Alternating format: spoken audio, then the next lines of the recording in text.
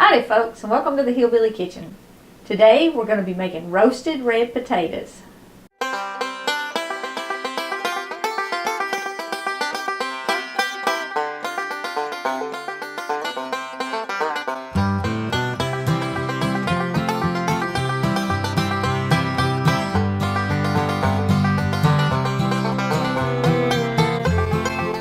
Now, I started the video by titling it Roasted Red Potatoes. We are roasting red potatoes, but you can use any potato in this recipe. You can use Yukon Gold, you can use plain old russets, whatever you have. Red potatoes seem to be the fancy variety of it, I guess. You want to start by washing your potatoes and cutting them into bite-sized pieces. Now, as you're cutting them, you want to take off any bad spots, and sometimes you get some spots in the end with really deep eyes in them. That's what this is called, and they can have a lot of dirt in them, so if you're not sure, go ahead and cut those out. Nobody wants to get a big bite of dirt in their roasted potato. How big you cut them is really up to you. I normally like doing this with really small new potatoes, but this year I'm letting all of my potatoes grow as long as they will possibly grow so they can get as big as possible and feed us as long as possible. So these are not actually my potatoes. I'm letting mine grow a while longer. And they're not the prettiest potatoes I've ever seen, but given the selection this year, you kind of got to take what you can get. You can season these really with anything. If you happen to have a fresh herb garden growing at your house, in your kitchen window or whatever, rosemary is really good on them. Maybe some parsley on them would be pretty. Just about any spice that you would eat on a potato you can put on these, or any seasoning. And you can also add fresh minced garlic in here. You can chop up some onion and add it in here. I'm kind of showing you the basic how-to in this video, and then you can season it however you want. The only thing that you really have to go in them is 2 tablespoons of some kind of fat. Now I have 2 tablespoons of melted butter here.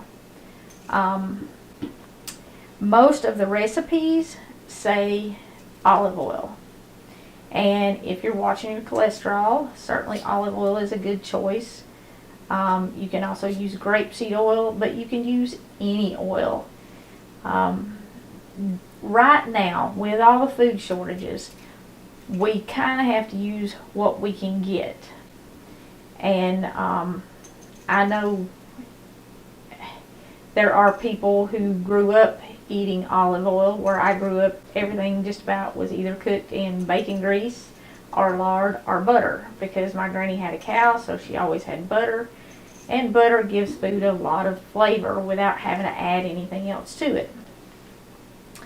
The fat is to crisp them up when you roast them, and this would be a really good air fryer or air oven recipe. If you want to cook these in your air fryer or your air oven, you certainly can. You can also, if you don't want to heat up the oven, you can cook them in a skillet. Now, if you're going to cook them in a skillet instead of in the oven, you want to put them in the skillet, preheat the skillet, put your fat, whatever kind of fat you're using, whether you're using butter or some kind of oil, put your fat in the skillet, get it hot. Add your potatoes, and if you're doing onions or garlic or something like that, go ahead and add that. You can go ahead and add some salt and pepper. You do need some salt and pepper to season them. It's kind of necessary. A potato without salt just is no good at all. But like I said, you can put any spice on them that you would eat on a potato. Now this is about 1.5 pounds of potatoes, and it'll feed 4 to 6 people. It depends on what else you're having with it. And you can get these all ready to go in the oven ahead of time if you want. If you're going to get them ready, like say you wanted to do something for Sunday dinner, since most of the restaurants are closed, You could cut them ahead of time, get them ready, cover them with water, and put them in your refrigerator with a lid on them. And they'll be fine when you get home from church the next day or whatever. Or if you wanted to make them before you left for work, you could do everything in the morning, and then they would be all ready to go in the oven when you got home. Of course, when you took them out of the fridge, you would drain the water and then add your fat, your butter, or your oil, and cook them.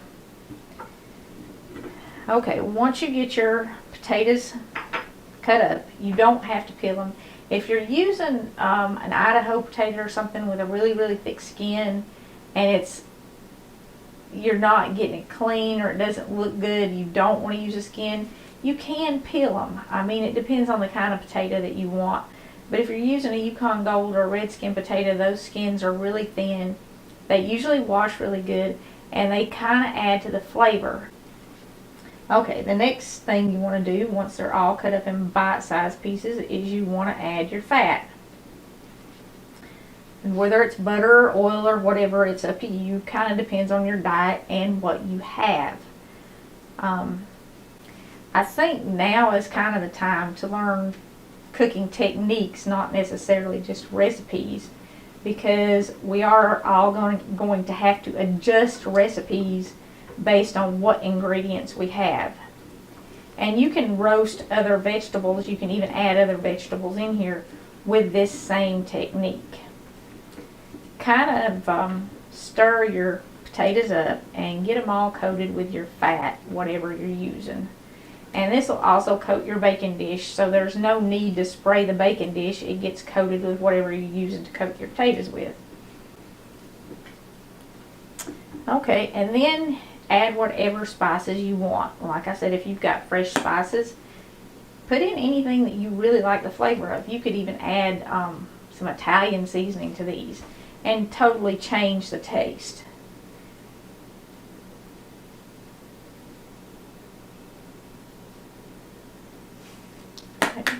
And the salt and the pepper is really just a taste.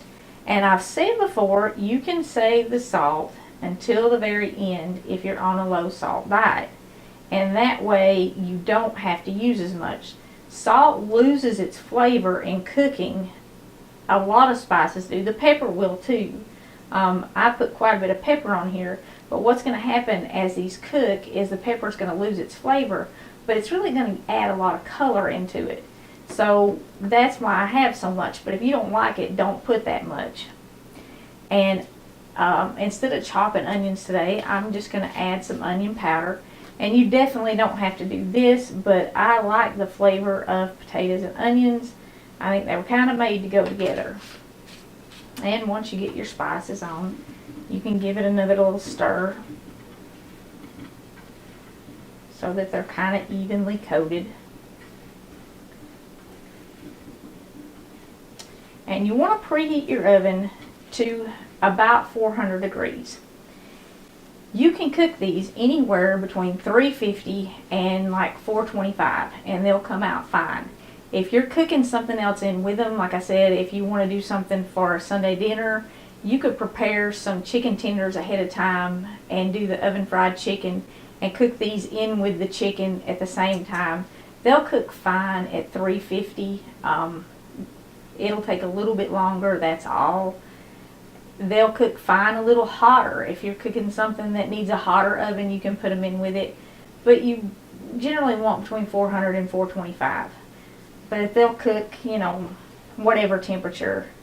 At 400, it's going to take about half an hour to cook them, but you're going to want to poke them with a fork and make sure they're tender. And that's really all you do. You don't want to cover them. You just stick them in your preheated oven. They work great in an air fryer or air oven. If you're doing them in a skillet, cover them until they get tender, then take the lid off and kind of brown them. And you'll have a very similar taste and texture, but it's not quite the same texture, because when you cook a potato in the oven, it really has a different texture than cooking it any other way. I love baked potatoes in the oven. That changes the texture and the taste of them. And it definitely isn't the same as a microwave potato, but I microwave potatoes a lot in the summertime just to keep from heating the oven up and also to save time. These could be cooked in a microwave, but they're not going to get brown. And if you put them in a microwave, you would want to cover the top with some parchment paper, wax paper, to keep the fat from splattering all over your microwave, because it is going to pop as they cook. Okay, now let's put these in our preheated oven. While our potatoes are cooking, I have to say thank you to Vanessa. Y'all are going to spoil me. We were in town the other day and we came home and there was an Amazon box on the porch and Brett had ordered something. So he ripped it open and then he goes, "Uh-oh, I think this was for you." And she had sent me a little gift. She said, "I was just thinking about you." And it's so sweet when I get stuff like this, but he knew it wasn't for him when he saw the gift bag in it. But what she sent was this really pretty daily devotional for couples. And I told her we were going to start doing that at night, because we usually read the Bible in the morning, and then maybe this would put some good thoughts in our head at night, because Lord knows we need all the good thoughts we can get right now. But I thought it was really pretty the way they did this. And she also sent me some pink Himalayan salt, which is what I actually used on these potatoes. Pink Himalayan salt, if you don't know, it's far better for you if you are having dietary problems with salt, like water retention and stuff. It has a lot more nutrients and it's not processed as much. So this is worth checking out if you have blood pressure problems and stuff and you're having problems with salt. The pink Himalayan salt is definitely a good option, and it tastes a lot better than the no salt. And she also sent me onion powder. A lot of people ask me, a great big jar of onion powder. A lot of people ask me, what should they stock in their pantry? And onion powder is definitely one of the things that I would recommend everybody stocking in their pantry. It's an all-around spice. When yesteryear was going and I was making all the stuff for in the kitchen for yesteryear, David said everything I cooked used onion powder in it, and he literally started buying onion powder in 50-pound buckets because I used so much of it.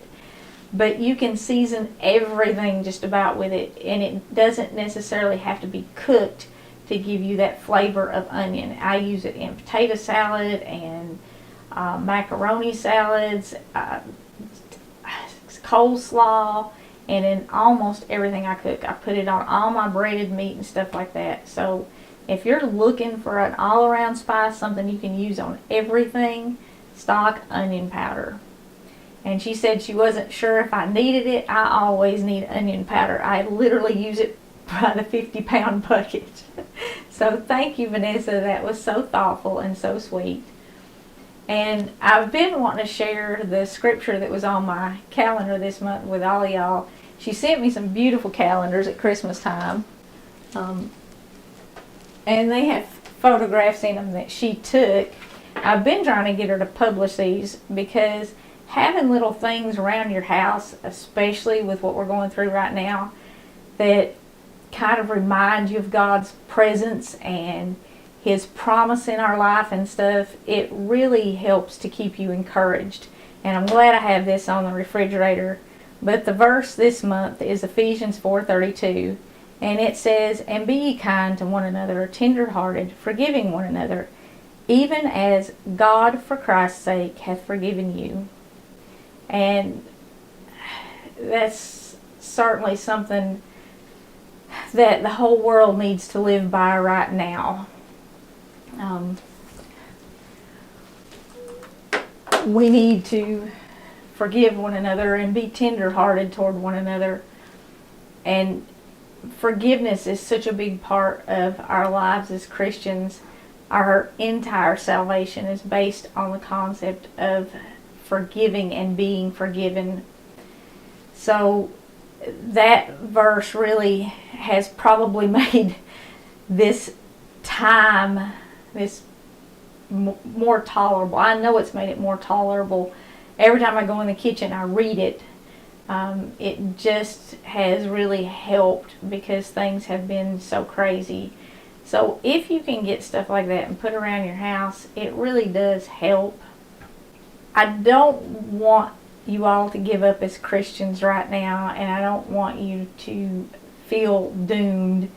And I know it's very hard. This is the most stressful time that I have ever gone through in my entire life. I mean, there has been a lot of personal trials, but this trial that we're going through as a nation, I think probably has caused more stress, more just anxiety and uneasiness than anything I've ever gone through. It's just so crazy what's going on. It's hard to believe. It's not hopeless, though. I know as a Christian that God is in control, and He works everything for the good of His people. We talked about that verse back a couple months ago when we were talking about all this.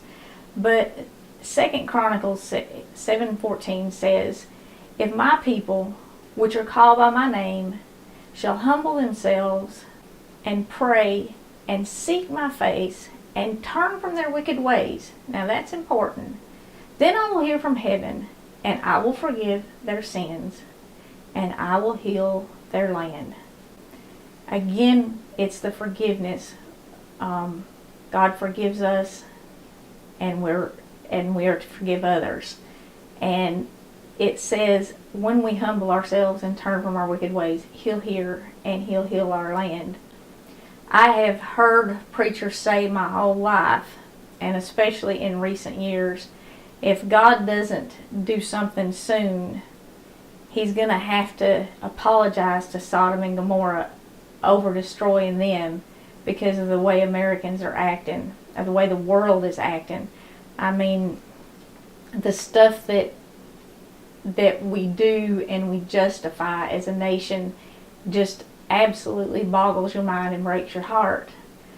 But things are changing now. And 400 years ago, in November of 1620, the Pilgrims first stepped foot on this continent, and that's when our nation was actually conceived, because they made the trip across the ocean in a leaky boat, lost lives, continued, landed in a strange place and lost more lives and struggled and almost didn't survive that winter of 1620. Now it's 400 years ago. We're in 2020 right now, and in November again we have an opportunity to make a drastic change that will include God.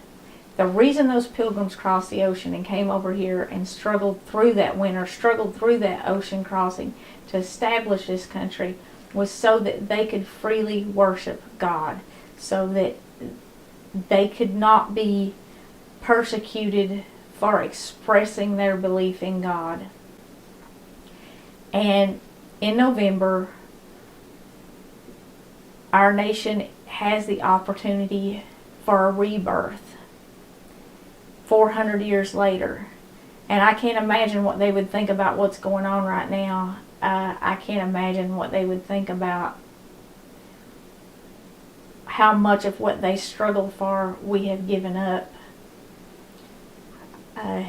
In November, make sure that your voice is heard. And until November, make sure that God hears your voice. I think what we're going through now is a very painful healing process. And it is because of what we have done as a nation. I don't know about y'all, but I feel like a child who has done something wrong and is being sent to my room to think about what I've done.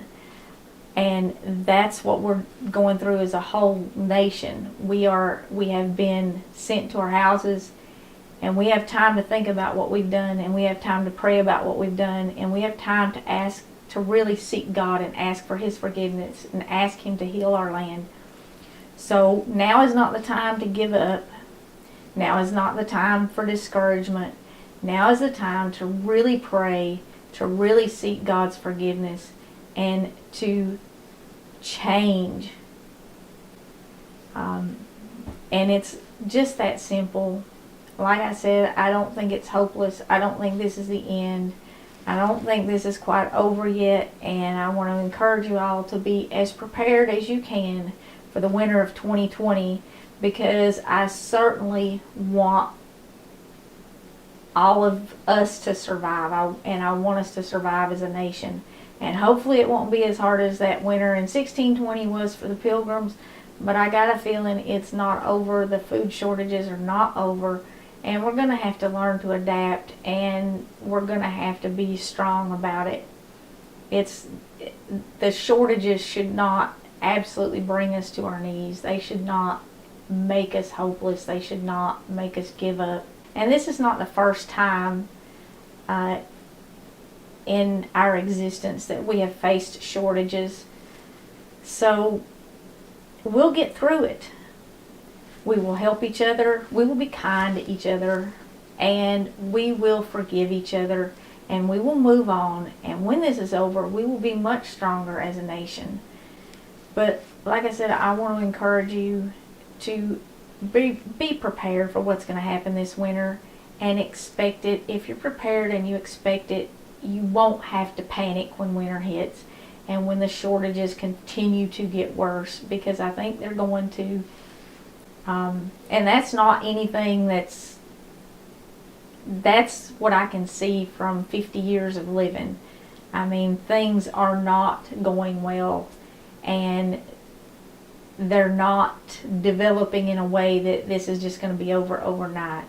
It's going to take some time, and it's probably going to get worse before it gets better, but it is going to get better. And no matter how bad it gets, God's going to be there with us through it. So I hate to even say that, because I know it's so bad right now. Nobody wants to hear it's going to get worse before it gets better, but it's going to get better, and God's not going to leave us. So that's where our hope is. Don't be discouraged. Okay, after about 30 minutes, this is what you're going to pull out of the oven. They are beautiful golden brown, and you can stir them about halfway through if you want to. I didn't, and I usually don't, because I'm usually doing other stuff. If I happen to be in the kitchen and think of it, I will, but they cook just fine without being stirred. When you take them out of the oven, though, you do want to give them a little stir, because you want to coat them with the butter and the spices, or if you used oil, the oil and the spices. And you do want to poke them with a fork and make sure they're tender before you take them out, because you don't want to serve folks a bunch of crunchy potatoes. Well, you want crispy, not crunchy. And these will be nice and crisp. They are soft, and I can tell they're soft without poking them, because what happens when they get really soft is the skin kind of wrinkles up, and I have that going on. So I know they're soft. I don't even need to poke them. But this is a really simple, basic recipe, and like I said, you can roast other vegetables the same way. You don't need a special oil. You don't need any special spices. You don't really even need any spices at all, just salt and pepper. And just put them in the oven and bake them. Put them in an air fryer, put them in an air oven, or if you don't want to heat up the kitchen, you can even do them in a frying pan. And like I said, they will come out very similar to this. The texture will be a little bit different, but not a ton. And fresh has its own flavor. When you use fresh potatoes, it changes the taste of them. So I hope you give this a try. Maybe dress it up and do something a little bit different to it. Make it your own thing, and you can change it a little bit every time you make it if you want to, just to kind of give it some variety.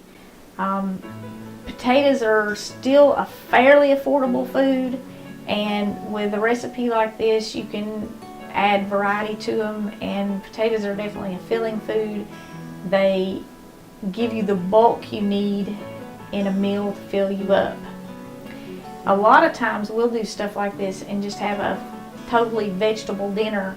Maybe cut up some fresh tomatoes and cucumbers with it, and some corn on the cob, or whatever we have available and just do a vegetable meal out of it.